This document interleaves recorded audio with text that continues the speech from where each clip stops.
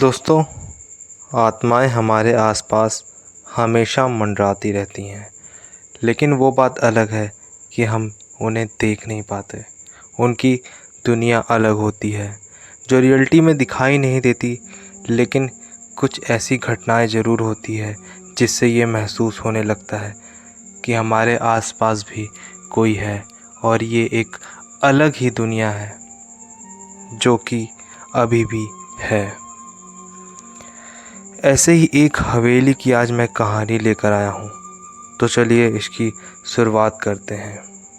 एक पुरानी हवेली थी जिसमें कई साल पहले राजा महाराजा रहा करते थे, लेकिन अब वो बहुत ज़्यादा समय से वीरान पड़ी थी, क्योंकि उन राजाओं के वारिस जो थे वो अब इंडिया से बाहर जा चुके थे। हवेली की हालत बहुत ज़्यादा ख़राब हो चुकी थी। अब उसे कोई मरम्मत करवाए उसकी ज़रूरत थी। इसके लिए गवर्नमेंट की तरफ से एक नोटिस गया कि संपत्ति के जो मालिक हैं उनको नोटिस गया कि अगर कुछ दिन में वो आकर उस हवेली की पूरी अच्छे से सब कुछ नहीं कराते हैं तो वो हवेली गवर्नमेंट ले लेगी। उन राजाओं के वारिस में से एक लड़की हवेली में अपने बच्चे के साथ दाखिल हुई, जो कि उस ज़माने के राजा की नाती की लड़की थी। उसका नाम उर्मिला था। उसके पति की कार एक्सीडेंट में मौत हो चुकी थी। अब वो विधवा हो चुकी है, लेकिन उसके पास उसका एक बेटा था जो 8 वर्ष का था। वो भी अपनी मम्मी के साथ हवेली आया हुआ था। हवेली बहुत बड़ी थी, इसलिए उसकी साफ़ सफाई के लिए कई मज़दूर बुलाए गए, जिन्हें चप्पे चप्पे की सफाई करने का ठेका दिया गया। किसी को पता नहीं था कि हवेली के कोने कोने में कौन से रहस्य छुपे हैं। उर्मिला के आने के बाद हवेली की हवा जो थी वो थोड़ी बदलने लगी थी। ऐसा लग रहा था मानो कोई वर्षों से इंतज़ार कर रहा था कि इस हवेली में कोई तो आए। एक रात उर्मिला अपने कमरे में अपने बच्चे के साथ सो रही थी। अचानक उसे खिड़की से एक पक्षी टकराने की आवाज़ आई और वो देखी कि अरे, खिड़की से कुछ टकराया। जब उसने नीचे देखा तो पक्षी जो था वो मर चुका था। ये घटना अपने आप में एक नॉर्मल घटना नहीं थी।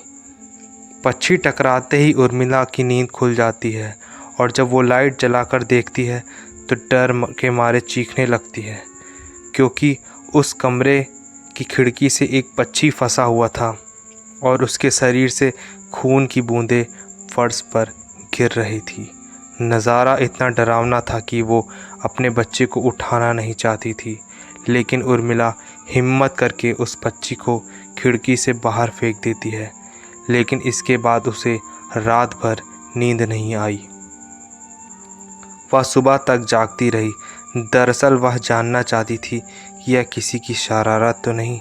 सुबह होते ही वो अपने यहाँ काम कर रहे मजदूरों से जाकर कहती है, रात को मेरे कमरे की खिड़की पर कोई पक्षी आकर टकराया था और तुरंत मर गया।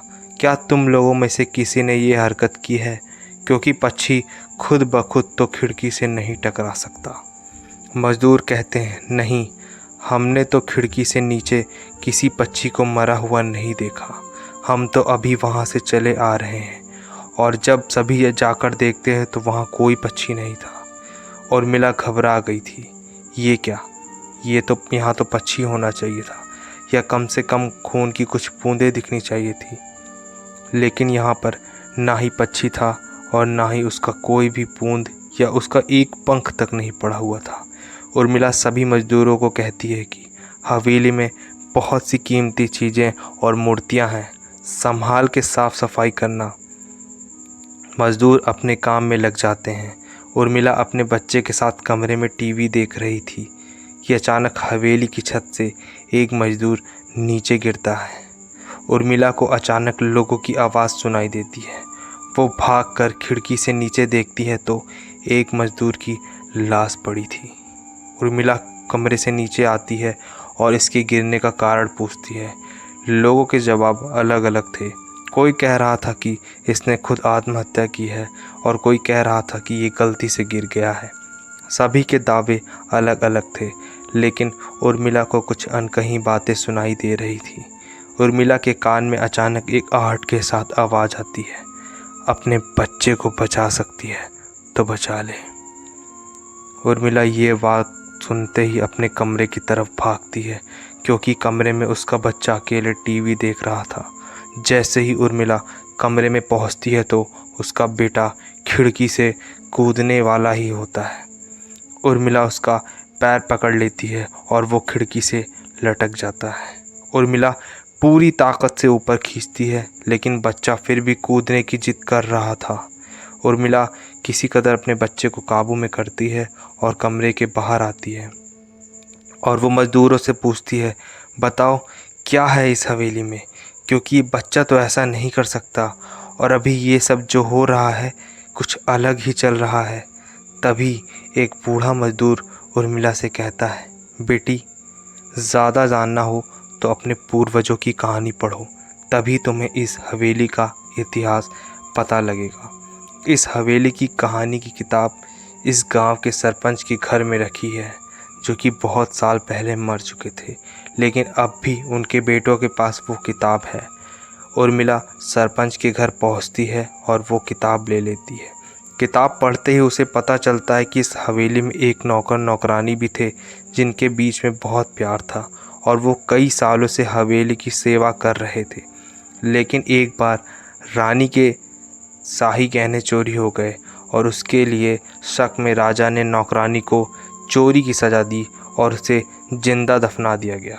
उसके गम में उसके पति ने भी अपनी जान दे दी और उसके 1 महीने ही बाद उस राजा ने अपनी ही तलवार अपने गले में घुसेड़ कर सुसाइड कर लिया। उसके बाद छोटे मोटे हादसे हवेली में होने लगे, जिस वजह से ये हवेली हमेशा के लिए बंद कर दी गई। कई सालों के बाद वहाँ कोई आया है, जिससे वहाँ रहने वाली आत्माओं को अब मौका मिल गया है फिर से बदला लेने का। उर्मिला हवेली का रहस्य जानकर यहाँ से जाना चाहती है, क्योंकि उसे अपने बच्चे की चिंता है। इसलिए वो रात में ही कार लेकर एयरपोर्ट के लिए निकल जा रही थी। अचानक रास्ते में उसकी कार का एक्सीडेंट हो गया और कार पलटकर उल्टी हो जाती है, लेकिन दोनों को कोई नुकसान नहीं होता। उर्मिला अपने बच्चे को बाहर निकाल लेती है और सुनसान सड़क पर भागने लगती है। रास्ते में उसे एक कार आती दिखाई देती है और कार रोकने के लिए उर्मिला सड़क के बीचों बीच में खड़ी हो गई और अपनी मदद के लिए चिल्लाने लगी। तभी अचानक कार वाला आकर कार की ब्रेक लगा देता है। उर्मिला पास जाकर देखती है तो उसकी हिम्मत बढ़ जाती है, क्योंकि वो एक पुलिस ऑफिसर था। उर्मिला हड़बड़ाहट में अपनी बात कहती है और रोने लगती है। पुलिस ऑफिसर उन्हें अपनी गाड़ी में बैठने को कहते हैं और रोड में जाने लगते हैं। रास्ते में एक बूढ़ा सड़क पर जा रहा होता है और इनकी कार के सामने आते ही रोड पर गिर जाता है। पुलिस इंस्पेक्टर गाड़ी से उतरकर उस आदमी को देखते हैं। बूढ़ा व्यक्ति बेहोश हो चुका था। पुलिस ऑफिसर उसे गोद में उठाकर अपनी गाड़ी में पीछे बैठा देता है और अस्पताल के लिए चलने लगते हैं। अचानक उस बूढ़े व्यक्ति का हाथ पीछे से पुलिस ऑफिसर की गर्दन तक पहुंच गया था। पुलिस इंस्पेक्टर जो थे वो छटपटाने लगे थे और अचानक गाड़ी का ब्रेक लगाया।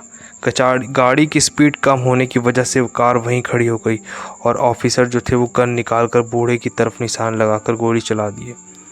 जो बूढ़ा था उसके सर में गोली लगने से भी उसकी जान नहीं गई। उर्मिला और पुलिस इंस्पेक्टर दोनों समझ चुके थे कि ये कोई इंसान नहीं है, ये कोई आत्मा है या कोई प्रेत है। उसको देखते ही उर्मिला अपने बच्चे को लेकर वहाँ से बाहर निकल गई और इसी बीच पुलिस और भूत की पकड़ से अपने आप को छुड़ाने में कामयाब हो गई। पुलिस इंस्पेक्टर के बाहर निकलते ही तीनों बाहर रोड से भागने लगते हैं और कुछ देर में भागते हुए उन्हें सड़क के किनारे एक जगमगाती लाइट दिख रही थी। पुलिस इंस्पेक्टर उर्मिला से कहते हैं, मैडम यही एयरपोर्ट है, जल्दी चलिए। उर्मिला अपने बच्चे को लेकर एयरपोर्ट के अंदर जाती है। एयरपोर्ट पहुंचते ही उर्मिला की जान में जान आती है, क्योंकि उस इंस्पेक्टर की वजह से आज उसके बच्चे की और उसकी जान बच गई थी। लेकिन हवेली में भूतिया ताकतों का अभी भी आधिपत्य बना हुआ है। इसी के साथ ये कहानी समाप्त होती है। अगर ये कहानी आप सबको अच्छी लगी हो तो चैनल को सब्सक्राइब करिएगा। मिलते हैं एक नई कहानी के साथ, तब तक शुभ रात्रि।